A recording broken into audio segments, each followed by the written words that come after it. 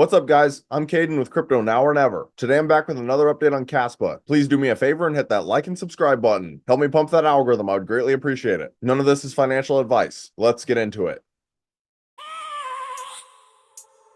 I have a dream, that's all I need. I'll make it happen with some work and belief. Know what I want. So Kaspa is currently trading at a price point of just over 13 cents, and their market cap is just over 3 billion, which ranks 43rd among all cryptocurrencies. So Kaspa has just been kind of bleeding for the last few weeks, which personally I don't think is much concern because Kaspa ran up super hard over the last year, so we're bound to have a little bit of a retracement. Now Kaspa's circulating supply is 23.2 billion out of a max supply of 28.7 billion, which is about 80.9% in circulation. And then their all-time high they reached about a month and a half ago on February 20th of just under 19 cents, and they're down 31% since then. So just looking at that right off the bat, that's a pretty solid retracement. So if you were someone who is looking to buy the dip on Kaspa, I recommend using Gate.io, MEXC, or KuCoin. I think those are the three easiest centralized exchanges to use. But now we'll go ahead and take a look at the Kaspa X account, which has just over 200,000 followers. And they just posted 3 hours ago that the booth is almost set up for the Web3 festival. And it seems like I'm constantly saying this in all of my Kaspa videos, but I love to see stuff like this. The reality of the crypto market is that we are heavily driven based on hype and speculation. And one of the best ways to build hype around a project is for a lot of people to know about your project. And one of the best ways to do that is attending events. And events like these are what is going to attract major capital. And then on April 3rd, they posted a Rust report. We're taking the migration slowly for security considerations, as well as to be able to provide close assistance to volunteers participating in the Rust mainnet mining beta test, and that's pools and solo miners. Currently, we're working on a few more code changes before officially creating a stable release, which will be recommended for everyone to use. And as you can see in this image, only 2% are mined by Rust nodes. So once everything is completed, that could change the entire landscape. But other than that, I've pretty much covered all of their posts since my last video.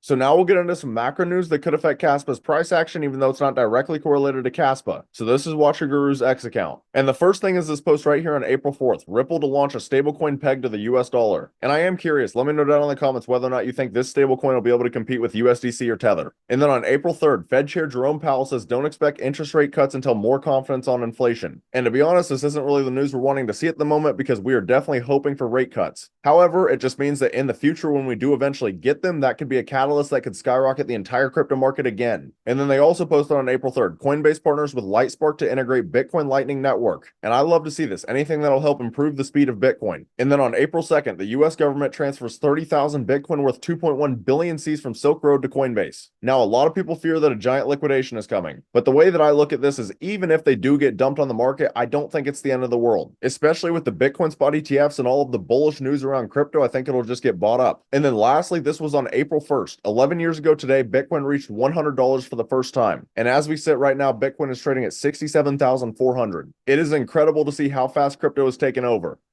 But anyways, while we're on X, you guys should come over and give your boy a follow at Crypto Now or Never. I post on here pretty much every single day, and I'm constantly calling out opportunities that I'm seeing in the market. So I think you guys will get some very useful information. And I also would like to take a moment to talk about my private Discord through Patreon. So at the current moment, I have 3 different tiers, but there are many benefits to joining my Discord. For example, this is going to give you guys closer access to me, and you guys are going to be able to track the cryptos that I'm personally buying, selling, considering buying, and even the cryptos that I currently hold. And a lot of the cryptos that we are trading in here are microcap gems, less than 10 million in market cap. And the cool part is it's not just me calling out these projects. My community is also constantly calling out opportunities that they are seeing in the markets. Just to give you guys some examples. So personally, I just posted a buy alert from Mind AI and it was up 118% in 3 days. But then I want to give a shout out to my boy Chop who called out SoulSpend, which made 150% in 3 days. And then I was just talking about the buy alert from Mind AI, but I want to give a shout out to my boy Manchester. He found this at a $1.9 million market cap. So had you guys bought at that time, you could have made up to 1,642% in 5 days, which are life-changing gains, and this project in particular has become one of my favorite microcap gems. But it's not just these cryptos. We have been making thousands and thousands of percent gains through this initial pump. One of my biggest calls personally was Graphlink Protocol, which made over a 40x. So in general, if this sounds like something you guys might be interested in, I have the link right here on my YouTube homepage, and it's also in the description of the video. I would love to have you guys in here. We are building an amazing community.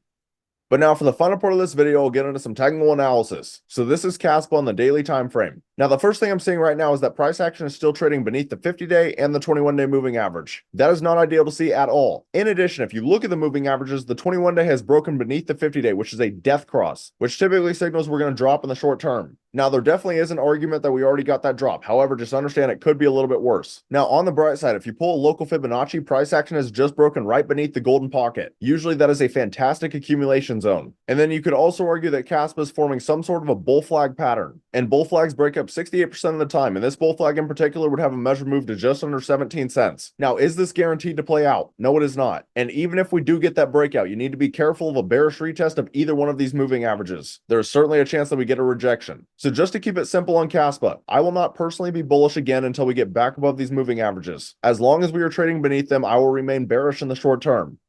Now, lastly, we'll take a look at Bitcoin as it's correlated to most altcoins. And this is Bitcoin on the daily time frame. Now, as most of you guys know, I initially had Bitcoin drawn on a bull flag and price action got right back above the 21-day moving average. However, we then broke right back beneath it, but then we got right back above it again. And at the current moment, we are trading directly on the 21-day. So to be completely honest with you, I don't think there's a lot of technical analysis needed at the moment. Plain and simple, if we break beneath this level, we're probably coming down to the 50-day moving average. However, if we stay above this level, there's a good chance we continue trading sideways, or we might even come up and hit this measure move at about 79,900. But in order for this measure move to hit, we first would need to break all-time highs again, which is definitely possible, but it's going to be a very strong resistance level. But as I say in every single one of my videos, macroeconomics significantly outweigh technical analysis. So just understand, crypto is still an extremely volatile asset class. Anything can happen.